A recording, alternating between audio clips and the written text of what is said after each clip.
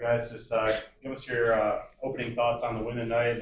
Hard fought fighting off Mexico State there. Just opening comments, and then we'll open up to questions. Yeah, I mean, we came out strong in the first half. We knew that they're a team of runs. They had started out hot in a few games coming to conference, so we knew that was going to be a big thing. And so we started off pretty well. Kind of feel like we took their first punches, and then there's just a lack of just mental toughness there in the beginning of the second half. Kind of came out lackadaisical, and that just can't happen. I mean, we're happy we came away with a win here, but everyone in the locker room knows we got some work to do. So I think it was just more of a mental lapse than anything on the court wise, which we just something to improve on. So it's good to play in these close games and get those reps of late game situations. And yeah. Seems similar to the Kennesaw game a little bit. I don't know if you got flashbacks to that one at all, but is there anything to that? You know, you guys played some of your best basketball in the first half, and then a little slow out of the gates to start the second half. The team kind of really taking it to you.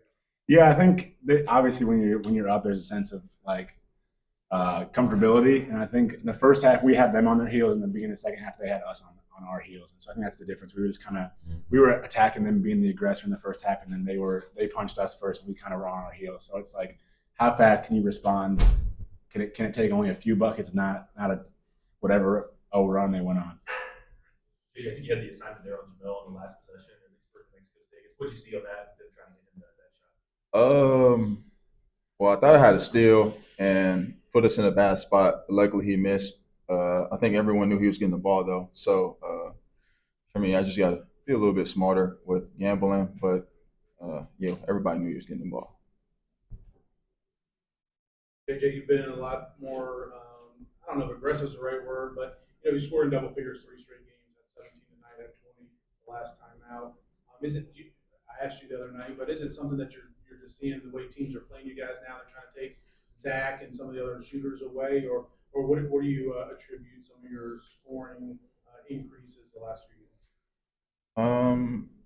I just stay aggressive. Like I know, like the guys that we had, the scorers and the shooters that we have. So it's like if I get an opportunity to attack a closeout or shoot a jumper, like I'm just gonna stay confident and just know my role. And that's just to make winning plays. If I score double figures, I score double figures.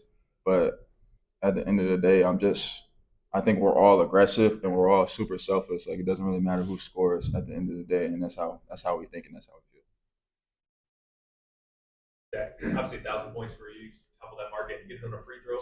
Maybe a shot that a lot of us in this room have give you some hard time about. But I guess you want to speak to maybe what that means to you, the number itself, and if there's any particulars about getting it on a free throw. I mean, a couple of days ago, Bill told me it was coming up, and I told Kate, I'm like, it's got to be on a free throw. I just know it.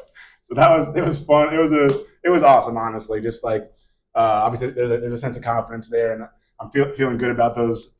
Going to the line, I feel a lot more confident. So it was a cool moment. Obviously, it's a milestone, and I think I heard some crazy stat about there's only 2 teams in the country with 3 guys. So just being on a team, just a testament to this program and just staying all 4 years, and it was a cool moment. Didn't get a chance to ask you last week about your lip. What happened there? I guess it was got a blow in practice. Yeah, I bumped heads with a manager, and next thing you know, I was walking over to LU Health and got some stitches. My bad. So then everyone was messing with me like I got lip filler and Botox. So that was took some humbling, to walk around with that lip, but hopefully the scab's falling off here soon and be back to normal. A lot of minutes for Josh Smith. I think 26 got to be up there here towards his season high. You guys see him on a daily basis in practice, especially you, Zach, probably going against him a lot. Where has he gotten, better throughout the season, and maybe are you seeing him playing a whole lot more comfortable, on that leg? Yeah, I mean, about every game, he's got to be up there with the highest plus minus. I mean, he makes an impact when he's in. I think obviously there's a confidence coming back, and it being away for so long, it takes some time. But also, I think he's been in a lot better shape, like getting those game reps. When he's out there just outrunning the big guys, I mean, he makes a difference. So I'd say one, a credit to just getting in top tier shape, and then also just the confidence that comes with getting minutes on the floor and seeing some shots going. JJ, you guys have won 8 in a row now, 6-0 in conference play. That came after that loss down in Raleigh to NC State.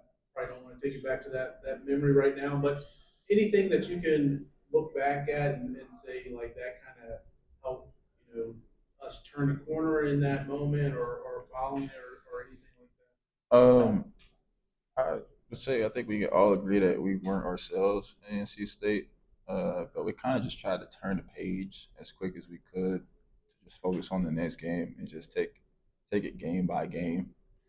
We try not to think about like being whatever 8 in a row, like 8 in a row or undefeated in conference. So I think the leadership that we have and the coaching staff that we have, they put it in our head to like just stay level headed and just take it day by day, game by game, practice by practice. Exact same question for you. Coach the other day was talking about how you guys kind of were reminded in that game against NC State what happened against Oregon last year.